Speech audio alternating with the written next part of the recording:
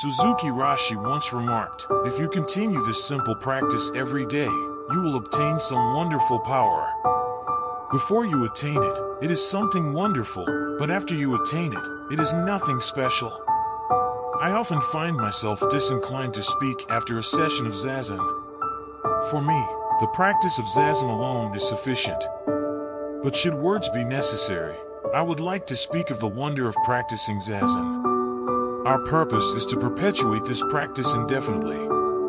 It's a practice that has existed since time immemorial and will persist into an unending future.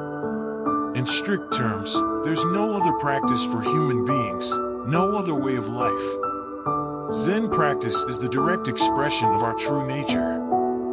Certainly, everything we do is an expression of our true nature, but without this practice, it's challenging to realize. We humans, by our very nature, are driven to be active, as is the nature of all existence. As long as we are alive, we are invariably engaged in some activity. Yet, as long as you think, "I am doing this," or "I must do this," or "I need to achieve something exceptional," you are essentially doing nothing. When you relinquish the desire for something, when you no longer seek it, only then are you truly doing something. When there is no pursuit of gain in your actions, then you are truly doing something. In Zazen, your actions are not for any external purpose. While it may seem like you're doing something extraordinary, it's merely the authentic expression of your true nature. It's an activity that satisfies your deepest desires. But as long as you believe that you're practicing Zazen to attain something, it is not genuine practice. Persist in this simple practice daily, and you will gain a remarkable power. Before its attainment, it's indeed extraordinary, but once attained, it becomes unremarkable. It's just you, yourself, nothing exceptional. As a Chinese poem goes, "I went and I returned." It was nothing special. Rosen, famous for its misty mountains, Sekko, for its water. People might envision the famous mountains shrouded in mist or the water covering the entire earth as extraordinary sights. However, if you visit these places, you'll merely see mountains and water, nothing particularly special. It's somewhat mysterious that for those who haven't experienced enlightenment, it appears wondrous. But for those who have, it's no longer exceptional, yet it's not nothing either. Do you comprehend? For a mother with children, having children is not extraordinary. This is Zazen.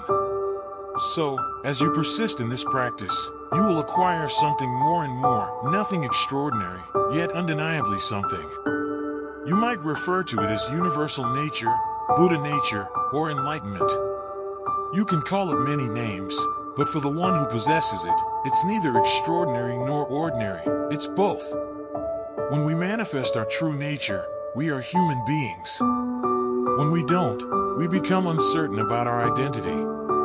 We are not animals because we walk on two legs, but we are distinct from animals. What are we, then? We might be akin to ghosts, for we can't accurately label ourselves. Such an entity doesn't truly exist, it's an illusion. We are no longer just human beings, but we exist. When Zen isn't Zen, nothing exists. Intellectually, my words might seem nonsensical, but if you've genuinely practiced, you will grasp their meaning. If something exists, it possesses its inherent nature, its Buddha nature. In the Parinirvana Sutra, Buddha asserts, everything is Buddha nature, but Dogen interprets it differently, everything is Buddha nature. There's a subtle distinction. Saying, everything is Buddha nature, implies that Buddha nature resides within each existence, so they are distinct. However, when you say, everything is Buddha nature, it means everything embodies Buddha nature itself. In the absence of Buddha nature, nothing exists. Anything separate from Buddha nature is an illusion. It may exist in your thoughts, but such entities are fundamentally non-existent. To be a human being is to be a Buddha. Buddha nature is merely another term for human nature, our authentic human nature. Hence, even when you're not actively doing anything, you are actually engaged in something. You are expressing yourself, your true nature. Your eyes, your voice, your demeanor all express this nature. The paramount objective is to express your true nature in the simplest, most adequate way and to appreciate it in the smallest of existences. As you persist in this practice, week by week, year by year, your experiences will grow deeper, encompassing all aspects of your daily life.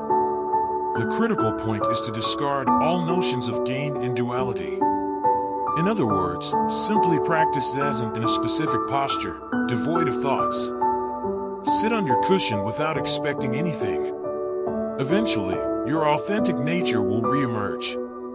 In essence, your true nature will reassert itself.